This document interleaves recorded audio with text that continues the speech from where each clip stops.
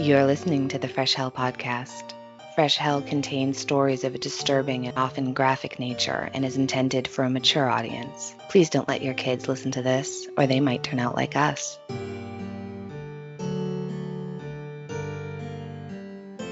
Hi, I'm Annie from the USA. And I'm Johanna from Austria, and together we are the hosts of Fresh Hell, your favorite international podcast. That's right. We are two online friends who really like to get together once a week and tell you dark stories, sometimes very sad, sometimes a little on the funnier side, but it's always something we find interesting. Sometimes we end up down rabbit holes, then we have to kind of drag you down with us because we're a team. That's how it works. And we, of course, really want to thank all of you who support us and keep supporting us by sharing our content, your incredibly kind messages, and your ratings and reviews. And, of course, as always, we want to send a special shout out to our newest Patreon members. And they are Jessica Atkins. Thank you so much, Jessica. All right.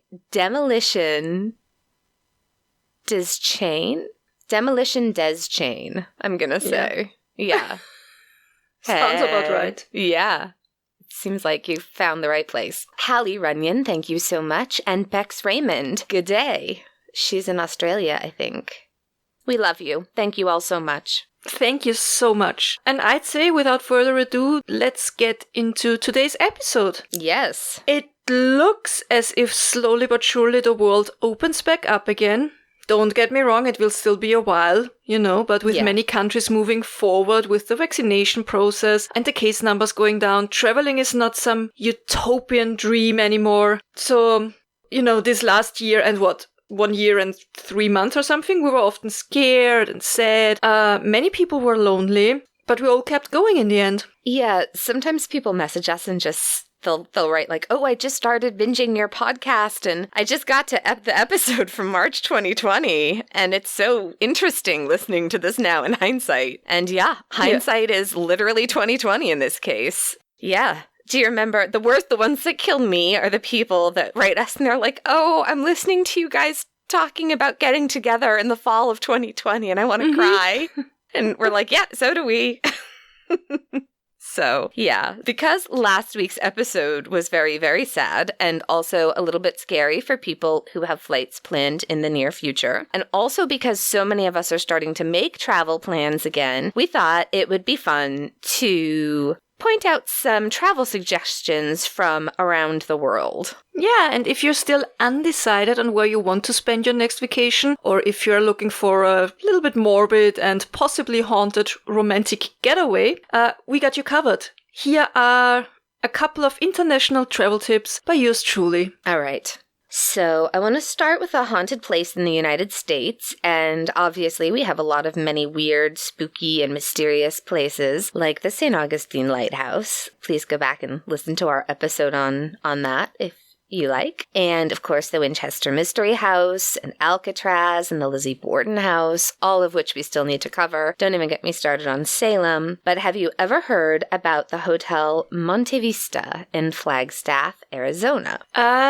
No, I don't think I have, but I do want to go to Flagstaff. So, one son of one of the Beach Boys lives there with his absolutely adorable and lovely family, and they always post amazing, beautiful photos of the area, and it looks so pretty. I always thought that Arizona is literally the devil's butthole.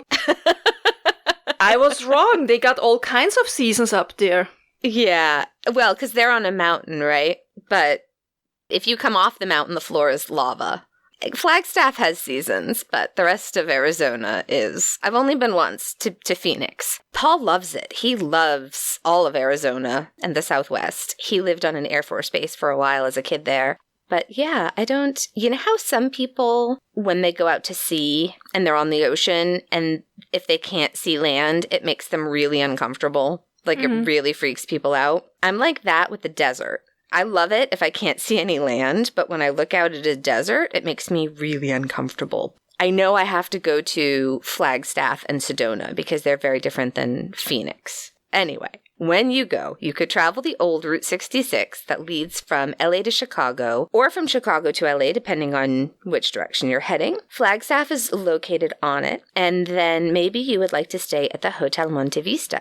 It opened on the 1st of January, 1927. This was also the same year as Lindbergh's solo flight across the Atlantic. And to tell you a little bit about the hotel's history, I would like to quote from the hotel's own webpage, hotelmontevista.com, where they write, quote, "When tourism was on the rise during the mid-1920s, local residents agreed that Flagstaff needed first-class accommodations. Existing hotels were old and outmoded. Fundraising began in April of 1926, and within 1 month, investments of prominent citizens and funds donated by the novelist Zane Grey totaled approximately $200,000. Ground was broken on June 8.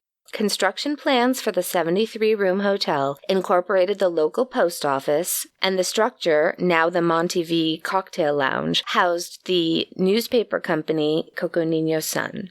The new hotel opened for business on New Year's Day 1927, originally named the Community Hotel in honor of the townspeople who contributed to its existence. The name Montevista, meaning Mountain View, was chosen by a 12-year-old contest winner. The Montevista continued to be the longest publicly held commercial property in Arizona until it was sold to a private investor in the early 1960s. It continues to be one of the oldest hotels in Flagstaff and is listed on the U.S. Register of Historic Places. The Hotel Montevista is truly one of northern Arizona's unique treasures." End quote. And the hotel was not only a place for tired travelers to rest their weary heads, but was also home to the first radio program in the United States, hosted by a woman. The webpage continues. Mary Costigan, I hope that pronunciation is correct, was the second woman in the world to be granted a radio broadcasting license in 1927. Hailing from Detroit, Costigan relocated to Flagstaff to help her brother John and his business partner John Weatherford run the Majestic Opera House. After years of assisting with the family business, Mary took over due to John's deteriorating health. She then became a licensed commercial radio broadcaster and set up a 25-watt station backstage at the Majestic Opera House, now the Orpheum.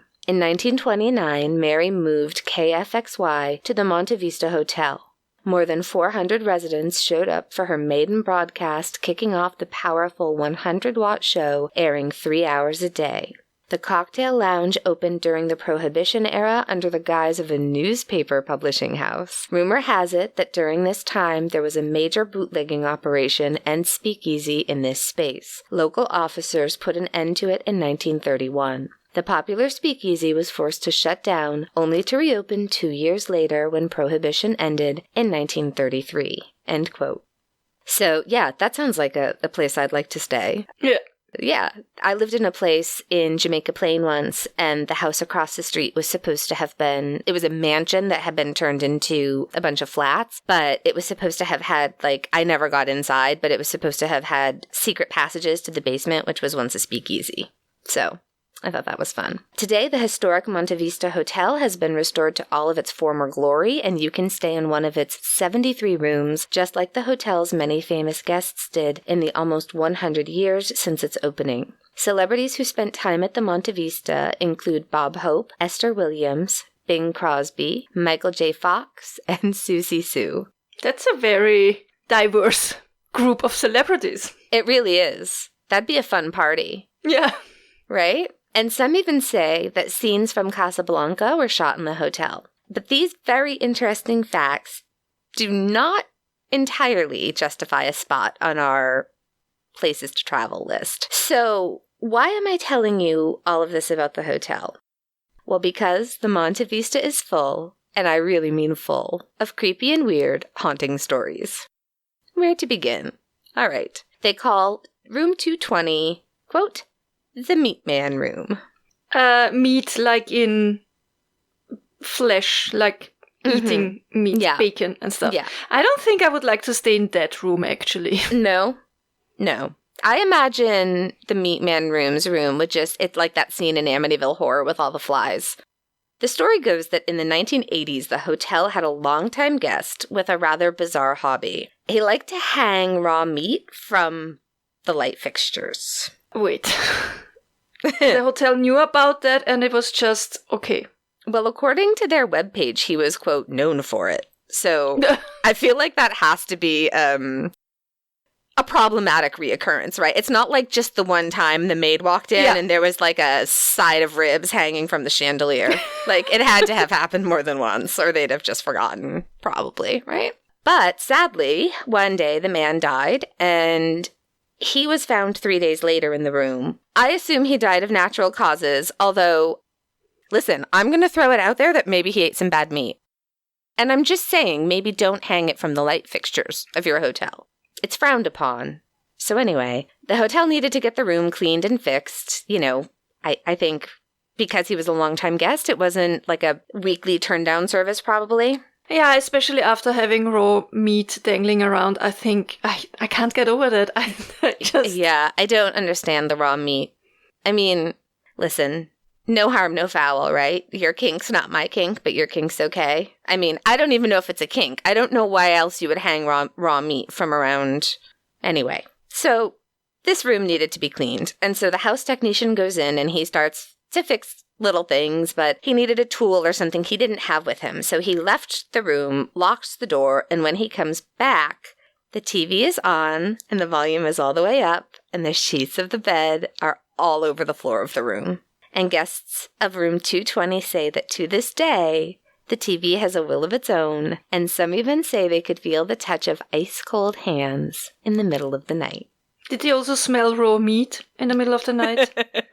No, but seriously, the TV turning on by itself is something that happened to my cousin a few times after my dad had moved on. Mm-hmm. So, you know, something that spirits or souls or energies or whatever you want to call that in your belief system is, well, I think the thought is that they can tamper with electronic devices because of the energy, right? Yeah, and it came up in my Facebook memories today. I just tagged you, and I'll share it in the Facebook group. Have I told you all the story about the house TV turning on? I can't remember. No.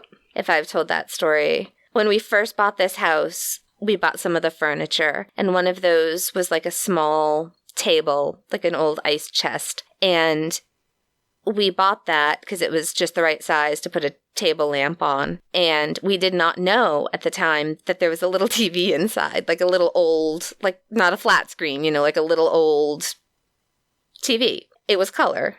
So Paul came by and he had to drop something off or check something. And he said he walked in and he was like, "Hello, new house." And all of a sudden he heard a sound that sounded like rushing water. And he panicked, and he was like, "Oh God, of course, we've just bought a house now, a pipe's burst." And he traces the sound back to this cabinet, and he opens it up, and the TV is on. It's that white noise, shh, making the sound. I thought, oh, that's funny. And I came in, like, the next day, and then also, because we still had our old house for a bit in between while we were transitioning between homes, and I came in on my own, and I said, "Hello, new house. I hope we're happy here." And immediately, shh, and I went over and I took a picture. I opened the cabinet and I took a picture of the TV that was on. And it's the only time it ever happened. It just... But was it plugged in? It was. It was Okay. plugged in. It never turned on again.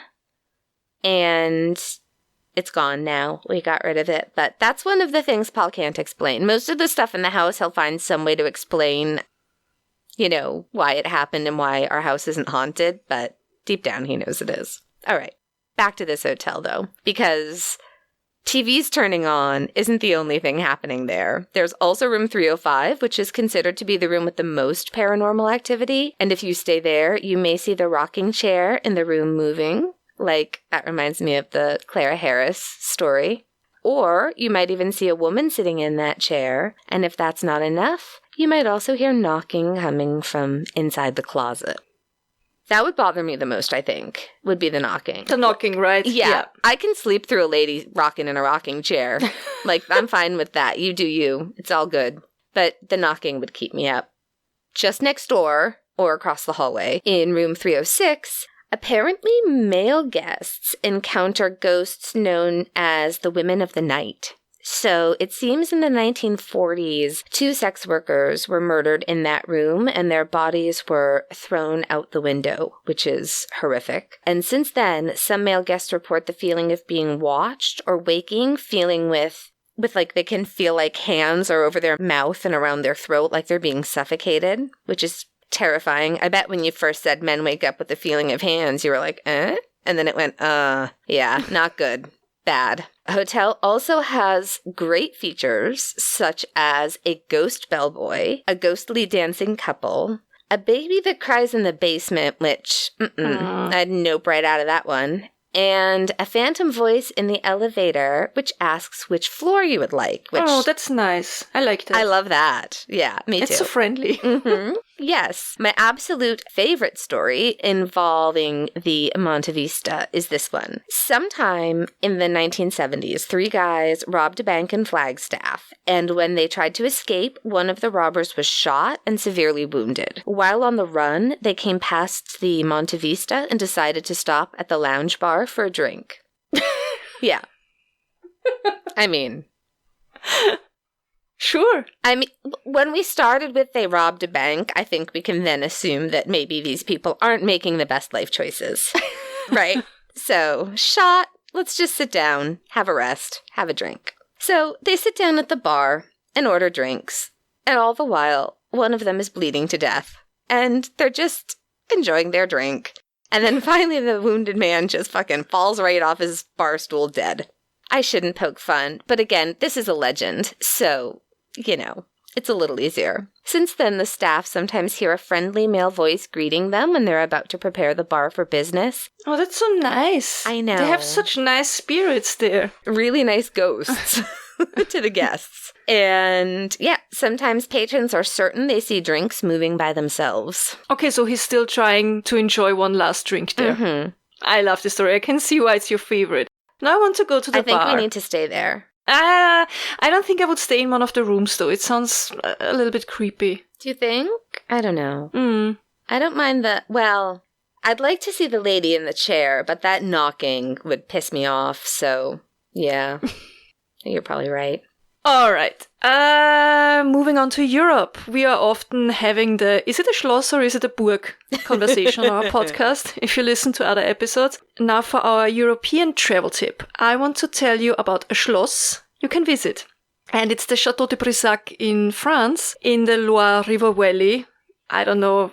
Is it known in the US? It's a region famous for its castles.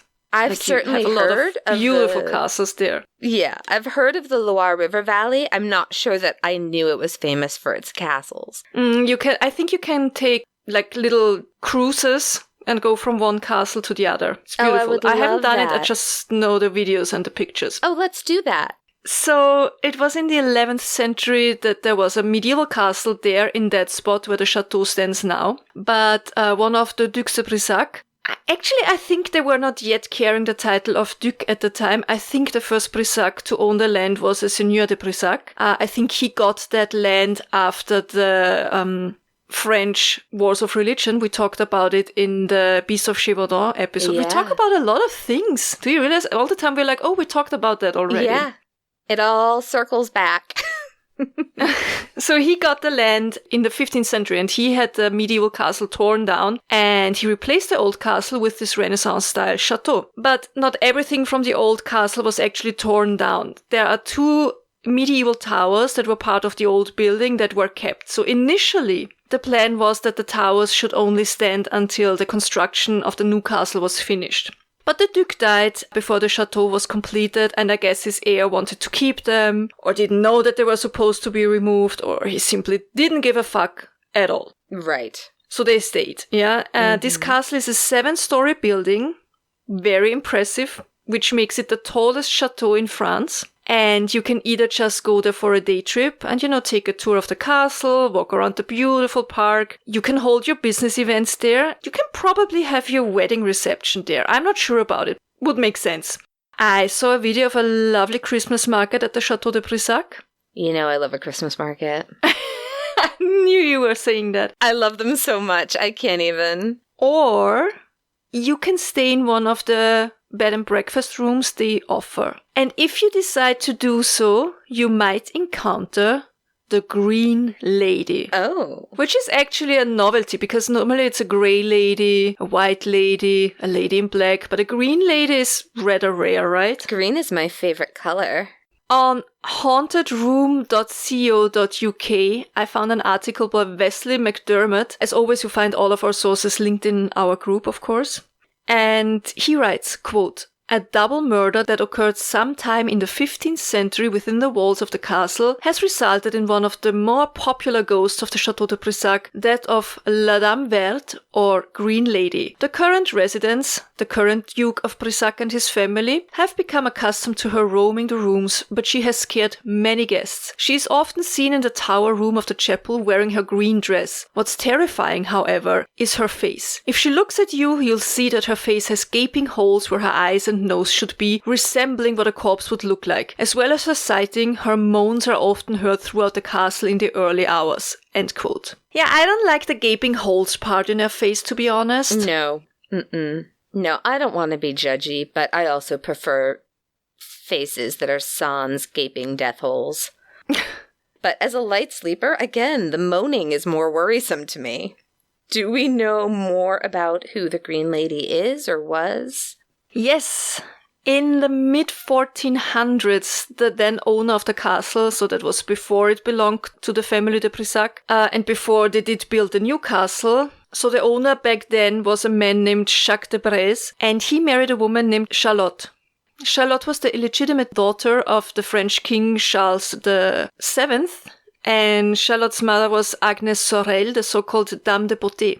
Lady of Beauty. Yes, she was the official maîtresse of the king, and he had 4 children with her. By the way, Agnes can be seen on several contemporary paintings, with one of her breasts out in one at least. I was going to say, she's the one that's always portrayed with that just one boob out all proud. Whenever people, you probably see it in memes when people talk about how, things have changed so much and people used to be so virtuous, and then there's that very early painting of, yeah.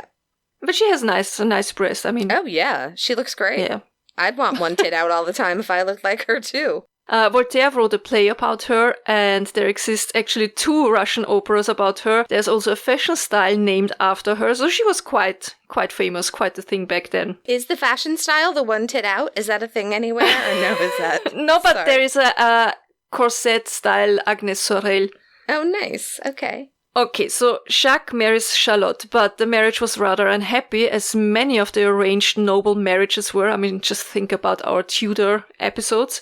Charlotte falls in love with one of Jacques' huntsmen, a man named Pierre de Laverne. And one day, in late May of 1477, Jacques catches Charlotte cheating on him. There are 2 different ways this story goes. So either Jacques was so enraged that he pulled his sword and murdered her right there on the spot, or the second version, he waited until the evening when Charlotte usually went to pray in the tower of the chapel, and he followed her, strangled her, and then threw her body out of the window of the tower. And that's how the Château de Brissac got a Green Lady. Oh, that's awful. Is she a residual haunting? I mean, probably, but then she also looks directly at you, so... Oh. That also sounds a little bit like an intelligent haunting, right? It does. Yeah, now I want to go see for myself. France it is. But before we continue, we're going to take a quick break for a word from our sponsor, Best Fiends. Have to tell you about Best Fiends.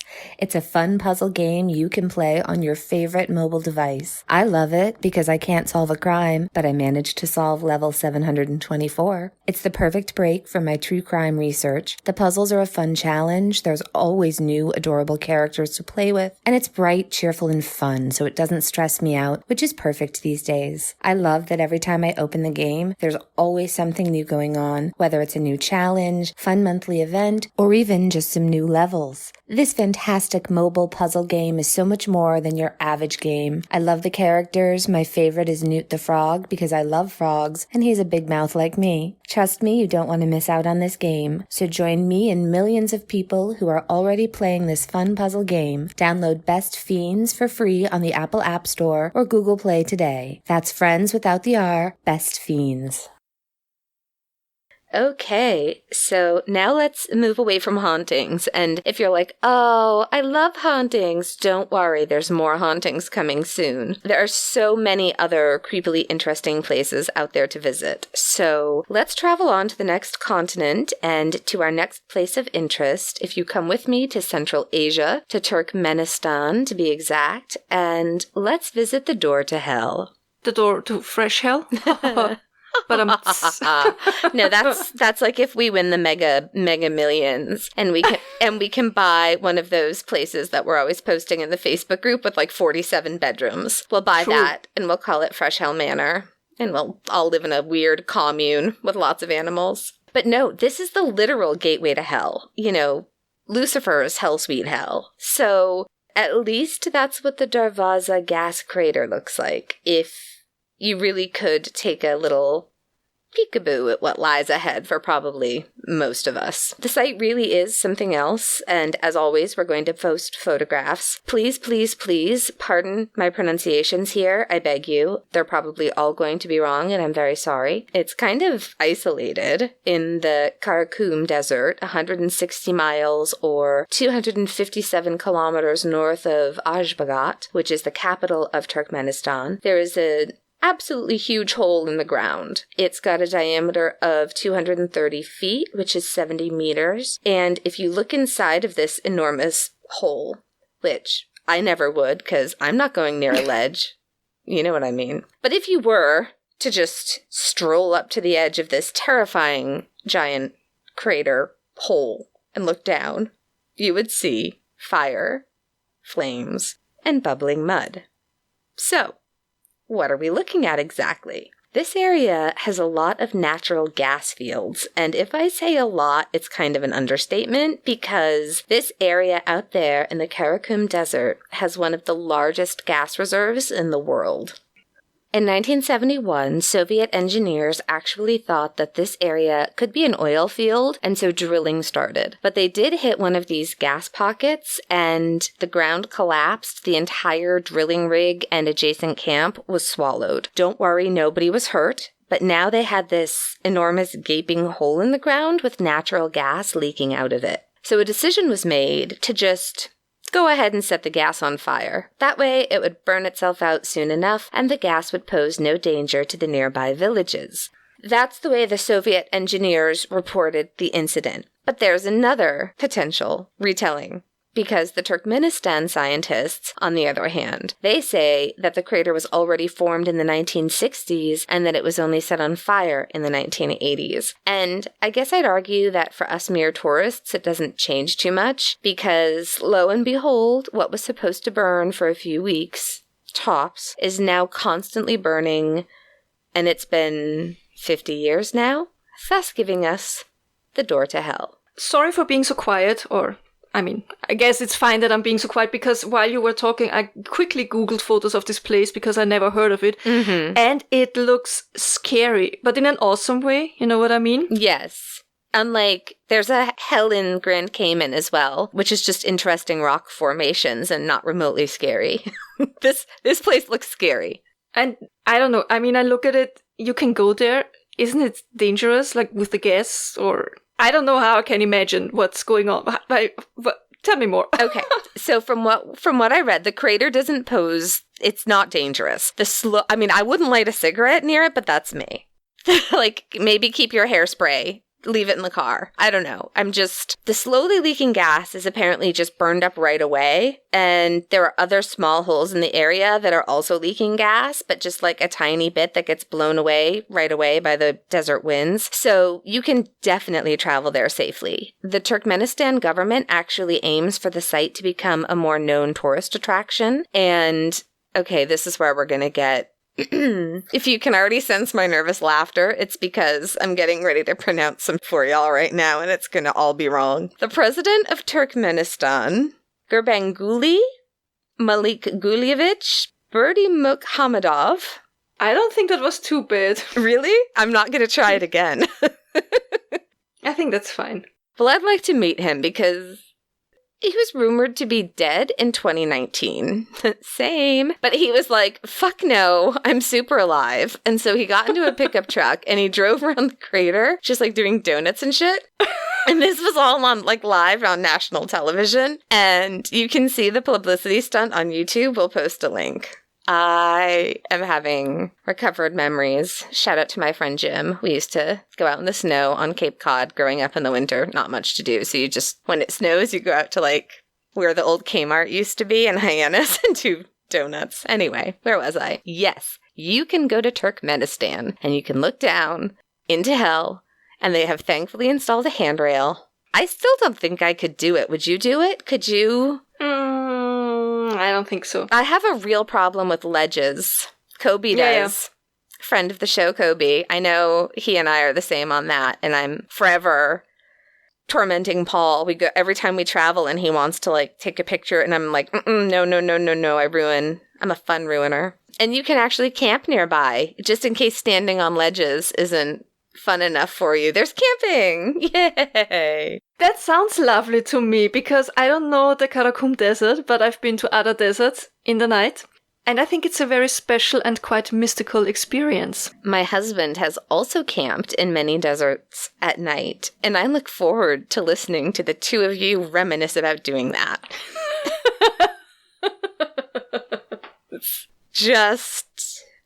I will be staying at one of Turkmenistan's very nice B&Bs or hotels or motels, and I will see you in the morning. All the while, Philip is probably doing donuts around the crater. Philip will be doing, so would Paul. Oh, please. They'd be, four of us are going to be travel on vacation, aren't we? All right. So what's also interesting is National Geographic also featured the door to hell in one of their Die Trying episodes in 2014. So is that really the name of the show? Yeah. Yep. Mm-hmm. So the episode features the explorer George Coronis. I just watched this thing. I have no memory. Anyway, George was the first person to go down to the bottom of the crater, where he collected soil samples that were used to learn about the lives of microorganisms that were surviving somehow these just incredibly harsh environments. In an interview with National Geographic, George talks about his experience. I should be using his last name, George, I apologize. But he says, quote, "In order to prepare, there was a lot of practice at first. I fucking hope so. We set up a rope rigging system over a local river gorge and practiced out there several times, including with the full apparatus I was wearing. A heat-reflective suit, self-contained breathing apparatus, the climbing harness that I'm wearing. We had to get it custom made out of Kevlar because regular climbing harnesses would just melt under the extreme heat. I even went as far as to hire a stunt coordinator who does movie stunts for Hollywood films to light me on fire several times." Sorry. Who are these people? In order to sort of prepare myself for not panicking being up close around flames. When you first set eyes on the crater, it's like something out of a science fiction film. You've got this vast, sprawling desert with almost nothing there, and then there's this gaping, burning pit. The heat coming off of it is scorching. The shimmer from the distortion of it warping the air around it is just amazing to watch, and when you're downwind, you get this blast of heat that's so intense, you can't even look straight into the wind. You have to shield your face with your hand, just standing at the crater's edge. Here I am thinking, okay, maybe I've bitten off a bit more than I can chew. End quote. I'm super into any kind of explorer stories, like the Bounty or the Terror, the Erebus. But you have to be a very special kind of person to be an explorer, right? I mean, it was true hundreds of years ago and it's still true today. Yeah. Nothing about that sounds good. God, though, these explorers, his poor mother. All right, let's get to our last Fresh Hell travel tip for today's episode. We are moving on to Australia, where you can look at the Min Min lights. Isn't that cute? Yes. I like the name. You decided to travel to Queensland, probably for the beautiful Queensland beaches, or maybe you want to see the Great Barrier Reef. But then that's done, and you also visited the Kuranda rainforest and looked at the Barron Gorge waterfalls. Now what? How about some outback adventure, you might think? And you get in your car, in your well-prepared car, I might add, because never go without plenty of water, some extra gasoline, food. Always bring your proper sun protection. I learned that the hard way in Sydney. Because the outback is huge and it's isolated, and often you will find yourself driving for hours without seeing anybody else. So in case your car breaks down and you need to wait for help, be prepared. Also, always make sure to talk to the locals and ask them about the road conditions ahead. You can also check them at the local visitor centers. You will find them along the road. Why is it so important to do that? Because while we might think of the Australian outback as dry and hot, it can actually exhibit extreme weather changes, heavy rain that leads to flooding of the roads. Yes. Or, bushfires. I mean, we all remember 2020, right? Yeah. Awful, awful, awful. The reason I'm telling you all of this is because I don't want to sound like I'm telling you to go to the outback and have fun, right? I want you to be prepared, so do your research. But I know all of our listeners are smart and responsible travelers, and so you came prepared and you find yourself in a car on State Route 62, and all of a sudden you see a sign next to the road, and this sign says, "For the next 120 kilometers you are inland of the Min Min lights. This unsolved modern mystery is a light that at times follows travelers for long distances. It had been approached but never identified. Erected by the Boolia Shire Council in the interest of tourism." Oh. And because you're a good hellion, you are, of course, immediately hooked. Mysterious lights that follow travelers. You gotta see this. But first of all, what's a Min Min? Well, the Min Min is the name of a now uninhabited place in the outback. The census of 2016 tells us that Min Min, Queensland, Australia has 0 inhabitants. In 1918, a stockman... I actually had to look up that word because I had no idea what it is. It's a cowboy. Yeah. So a cowboy, he was tending to his cattle out there in the Shire of Boolia. It was dark, and all of a sudden he saw a strange glowing ball floating towards him. And it's moving fast. That's bad. Yeah, that's always bad. Sorry, just like, ooh. The stockman got scared, jumped on his horse and tried to get some distance between himself and the ball of light, but it kept following him for quite a while before it disappeared again. So this is the first official report of a sighting of the Min Min lights. But actually, the indigenous Australian people, the Aborigines, tell tales about these mysterious lights for centuries already. But with the arrival of European settlers in the outback, the sightings of these lights happened more and more frequently. Of course, more people in the area meant more potential witnesses, right? That makes perfect sense. More people in the area exactly. Dealing with things that they just don't know anything about. Doesn't mean it's new to them. It doesn't mean it's new. Exactly, yes. So how do the Min Min lights look like? On australiangeographic.com.au we find a description. Quote, "A typical Min Min light is circular, about 1/4 the size of the full moon." That's big. That sounds very large. I don't know what I was expecting, but not... Like a golf ball. Yeah, I was thinking like a golf ball or even maybe like a basketball, yeah. But not 1/4 of the size of the moon. And it has fuzzy moving edges like a buzzing bee swarm. Min Min lights are usually white but can be green, yellow, red or rarely blue. The fuzzy orbs can dance around erratically left to right, up and down and back and forth. Occasionally a single Min Min light can suddenly split into 2 separate lights, end quote. Some reports say that the lights are dim. Some say they are bright enough to shed light on the ground beneath them. Some say they just hover there over the horizon. Others say they move fast and chaotic. Some say the lights vanished when you shoot at them. No. And legend has it that whoever tried to chase them and followed them into the outback never returned. Which, it's probably not the smartest idea to run after a mysterious light in the middle of the Australian outback at night. Right. Unprepared. I don't know. I think that explains why they never came back. Yeah. Yeah. My first thought would be some sort of maybe ball lightning or some kind of... Listen to how scientific this is. Was there some kind of static electricity situation? I clearly have no understanding really of how things work, but it seems like, especially in a desert, right? Like, isn't the desert prime for winds and static electricity with the sand? So... Also, I'm thinking of different temperatures, right? Of course. Like, the sand is hot and gets really cold. I don't know. Yeah. Because you mentioned desert, I read that these lights under another name are also known in Saudi Arabia. Oh, okay. Oh, interesting. So, do we know what it is? Has there been attempts to explain it? Well, there are, of course, several theories. There are mythical explanations, from these are spirits of the ancestors or nature gods protecting the land. Then, of course, we have extraterrestrial explanations. Sure. But there exists, of course, also more logical, scientific explanations. So there is one that says bioluminescence is the reason. Oh. So that it could be insects because the buzzing sound and, Oh. And this insect shows some bioluminescent after being contaminated by whatever naturally occurring agents, maybe local fungi. Okay. Something like this. Some think it's owls with, I don't know, a special species of owls. There is a type of owl that glows, yes. I do know. Well, there you go, yeah. Yeah. Yeah, that but makes still, sense then. Oh, maybe. So far, nobody has found an animal or insect that could be responsible for the Min Min lights, though. So nothing was ever caught. Firefly orgy? I don't. Firefly orgy. There is also no known bioluminescent source bright enough. Right, the brightness is...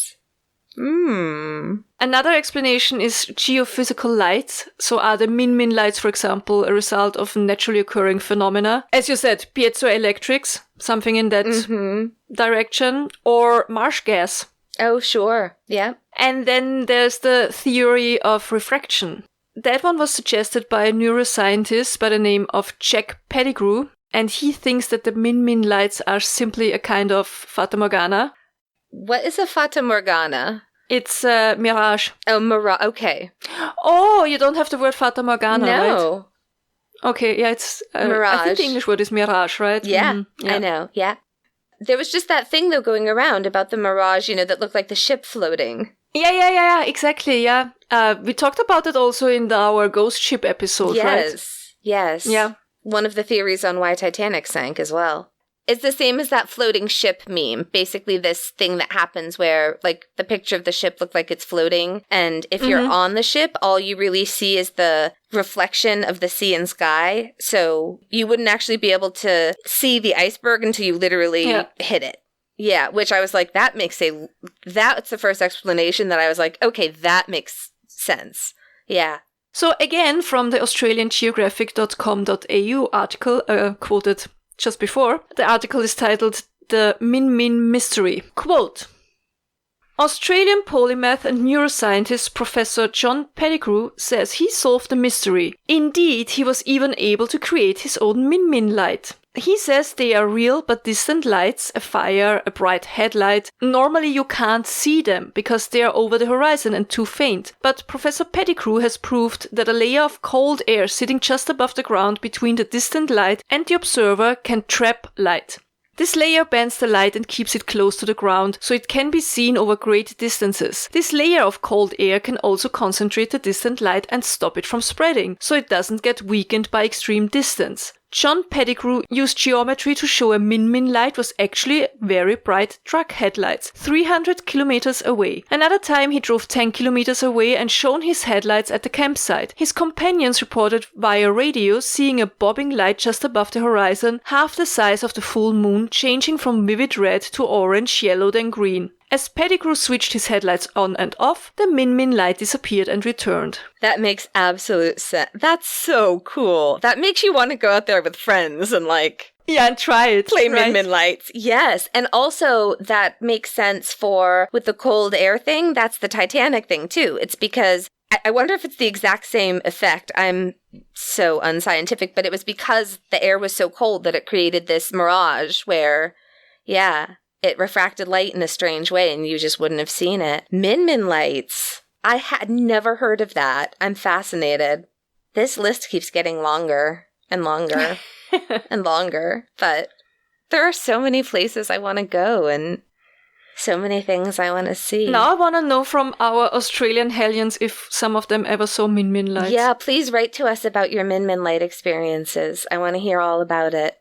Or if you live in an area where you have that phenomena, that's amazing. And that's it for today. We're definitely going to have another episode with Fresh Hell travel suggestions because we still have 3 more continents for you to possibly visit and lots of countries and cities to check out. So we should really look into your idea of having a Fresh Hell travel guide.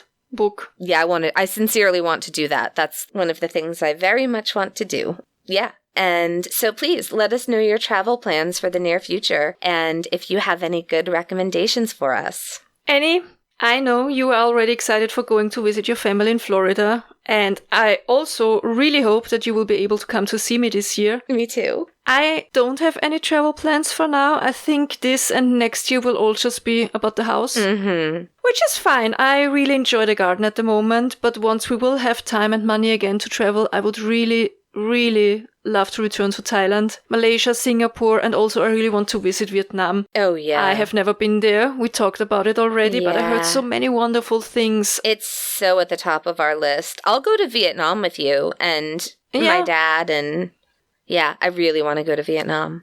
Also, we might do a weekend trip to Prague in winter, maybe, because it's just a 3-hour drive, so... That's awesome. That could be fun. I love Prague. I really want to go back.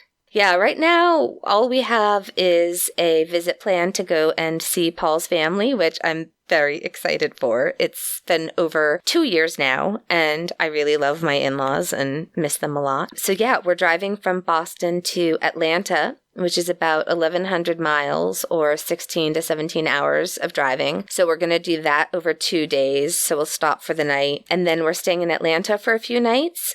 And then we're carrying on to Florida, which is only about another 6 hours from Atlanta. And then on the way home, we just do the 1,200-mile trip back, stopping for a night on the way home. Opus's first road trip, lots of little stops, and it's why we have a huge car, because we drive to Florida so that Paul's parents can spend time with their granddogs.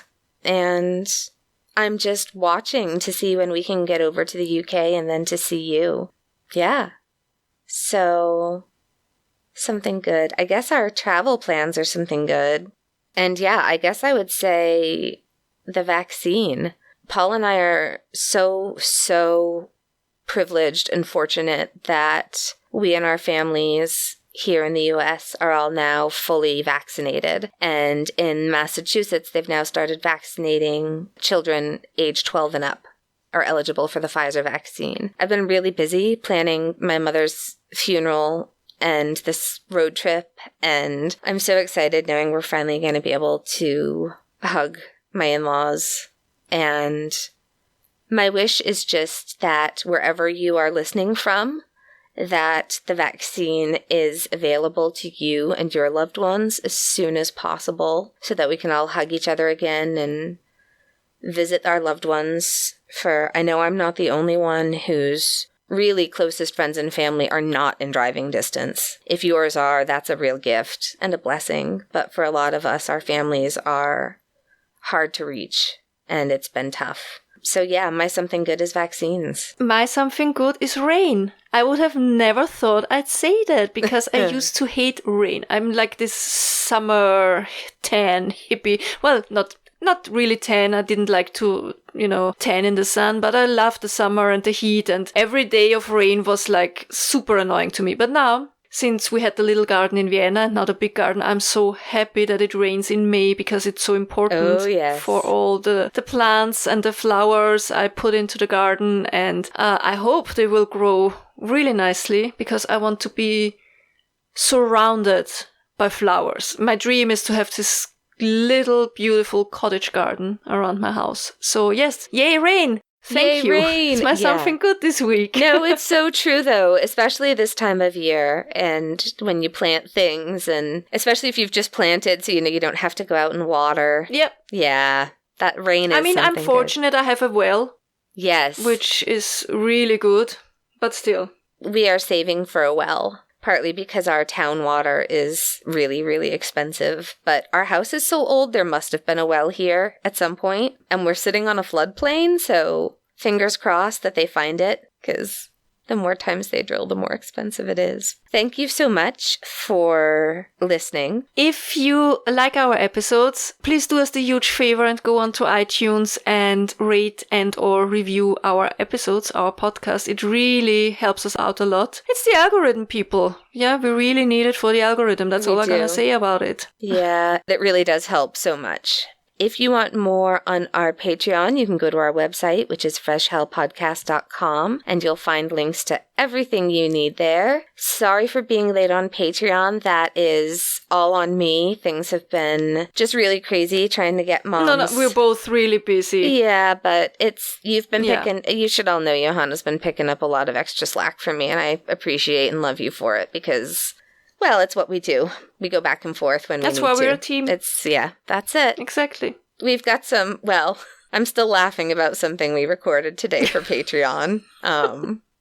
It might be the most humiliating thing I've ever done, and I can't wait to do it again. You can find all the ways to contact us and all the links to, to our merch store, to our Facebook group, to our Patreon, to our email, to our PO box. Whatever you need, you find it on our webpage, freshhellpodcast.com. And please don't forget to tell all your pets we say hi, we love them. Please hug them, cuddle them, be kind to them. Not only to your pets, to all of them. We established that last week already, right, people? That's right. Give each other the benefit of the doubt, please. Yes. Yes. Until next week, if you yourself are going through hell, keep going. Tschüss. Bye.